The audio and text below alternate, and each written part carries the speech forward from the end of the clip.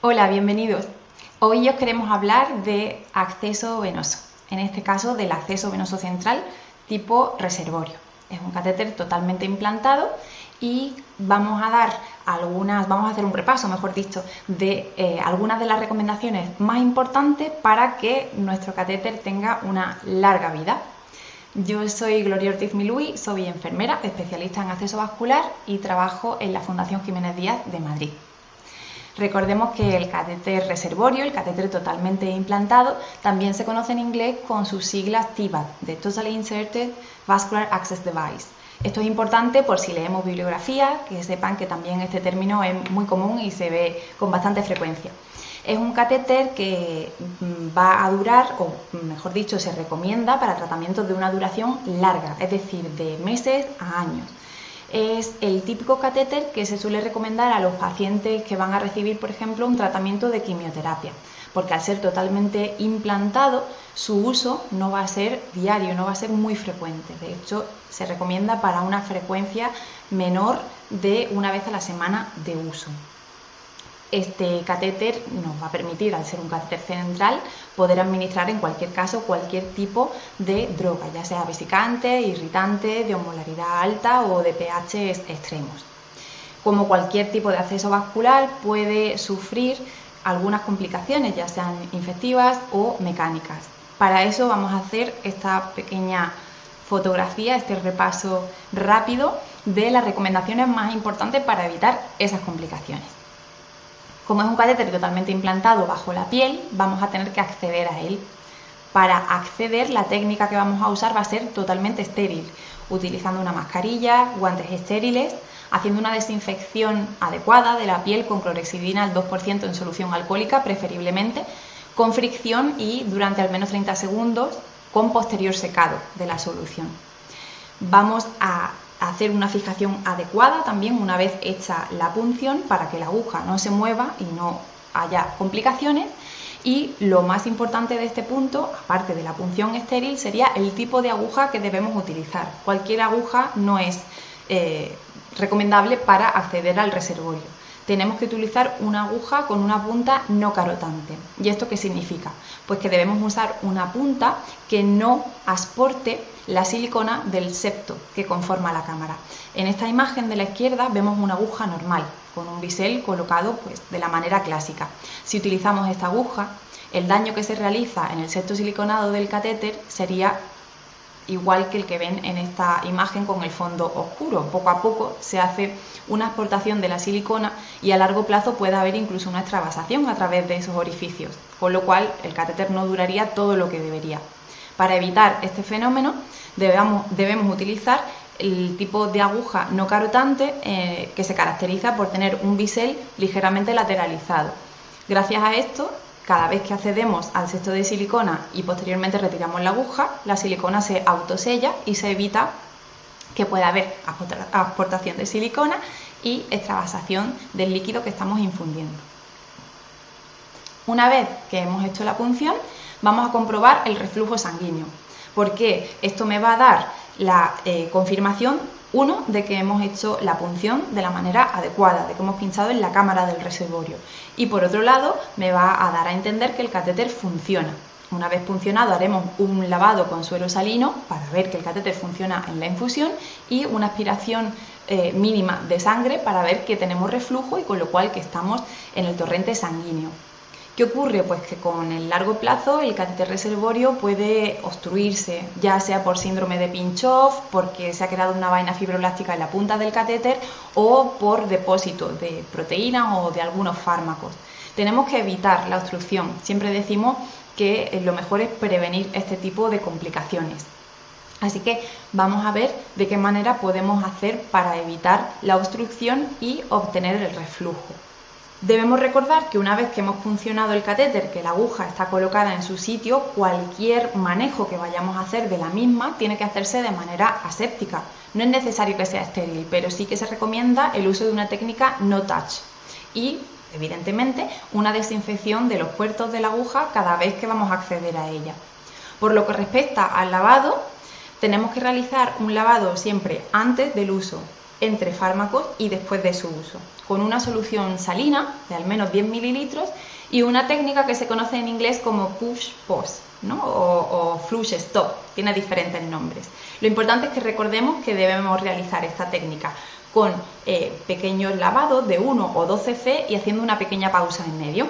Esto permite que se cree un flujo turbulento en el interior de la cámara y que se haga un barrido de los sedimentos que pueda haber en el interior mucho más eficaz.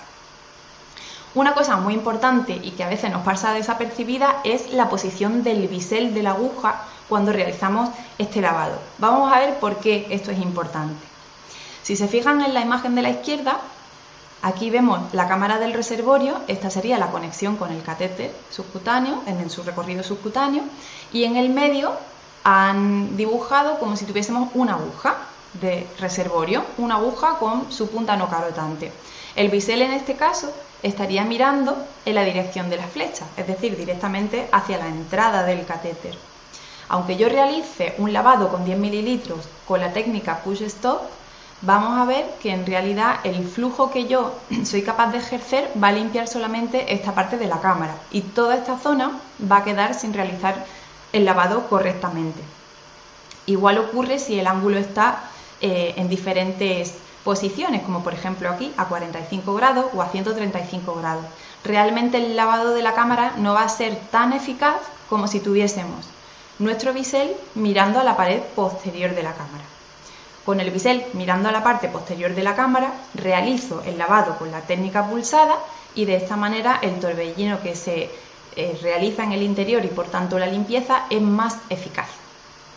También hay que tener en cuenta la forma que tiene la cámara del reservorio.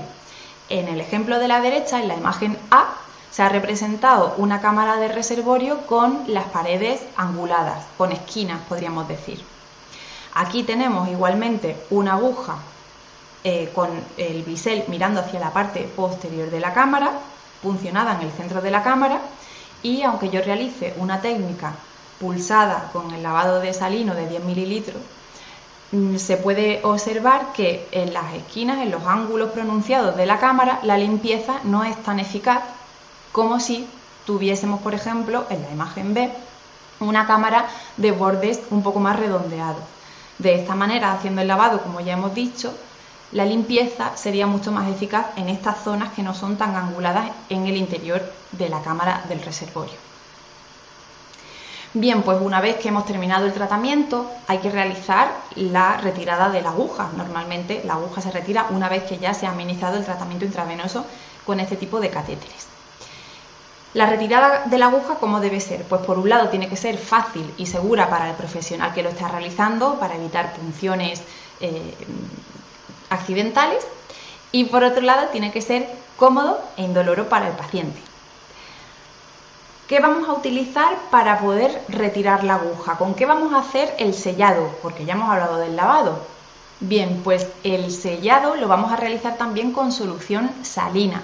Ya saben y pueden consultar la bibliografía que les recomendamos que no existe una evidencia científica que recomiende la heparina por encima del sellado con salino. De hecho, lo que realmente marca la diferencia entre una solución y otra no es la solución en sí, sino la técnica con la que se va a aplicar, con lo cual lo que es fundamental es el lavado pulsado con al menos 10 cc de solución salina.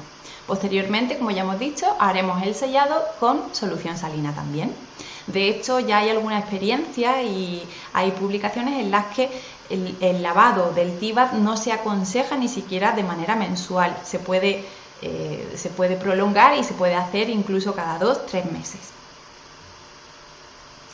Importante cuando vamos a retirar la aguja es que hagamos una técnica de presión positiva. Tenemos que intentar que nuestro catéter se quede totalmente purgado para evitar que haya un reflujo de sangre, una entrada de sangre en el catéter que nos pueda dar un problema de obstrucción, como ya hemos comentado. Hay algunas maneras de poder hacer esta técnica de presión positiva, pero vamos a necesitar otro par de manos, porque voy a tener que hacer el lavado y mientras realizo el lavado tengo que retirar la aguja. De esta manera tengo que tener otro par de manos, o al menos una mano más, para que pueda mantener la cámara del reservorio en su sitio mientras se realiza la retirada de la aguja durante el flash o el lavado de solución salina. ¿Por qué es tan importante poder hacer esta presión positiva y poder tener una buena técnica para evitar este desplazamiento de líquido en el interior de la cámara? Pues si se fijan en las imágenes que tenemos aquí, en la imagen A tenemos un catéter puncionado con una aguja no carotante totalmente purgado, y en la imagen B, cuando hacemos la retirada de la aguja, pueden ver que hay un ligero movimiento del septo de silicona hacia arriba y eso hace que exista un reflujo. Por eso no es suficiente hacer el lavado, cerrar la pinza de la aguja y luego retirarla. Cuando retiramos la aguja es cuando se produce ese pequeño movimiento del septo siliconado y por tanto esa entrada de sangre en el catéter. La mejor manera de evitar este fenómeno es utilizar agujas que sean de presión positiva. Nos van a permitir hacer el lavado de una manera fácil y eficaz, y a la vez nos va a permitir, cuando lo retiramos, tener un purgado total y un sellado total del catéter con nuestra solución salina. Haciendo un rápido resumen de lo que hemos visto, podemos decir entonces que para acceder al catéter totalmente implantado vamos a hacer una punción con aguja no carotante con técnica estéril. Vamos a hacer siempre una comprobación del reflujo de sangre antes de la utilización. Puede haber ocasiones en las que el catéter no refluya y en ese caso tendremos que comunicarlo al equipo para buscar una resolución. Pero lo mejor es evitar la obstrucción y por tanto que nuestro catéter pueda refluir todas las veces haciendo un lavado con solución salina de manera pulsada, con el bisel de la aguja mirando a la parte posterior de la cámara. Y antes de hacer una retirada de la aguja haremos el sellado con solución salina y utilizaremos una técnica de presión positiva, o mejor, si tenemos la posibilidad, una aguja que nos permita realizar esa presión positiva por nosotros mismos de manera autónoma antes de retirar la aguja del reservorio para evitar que haya un reflujo de sangre en el mismo.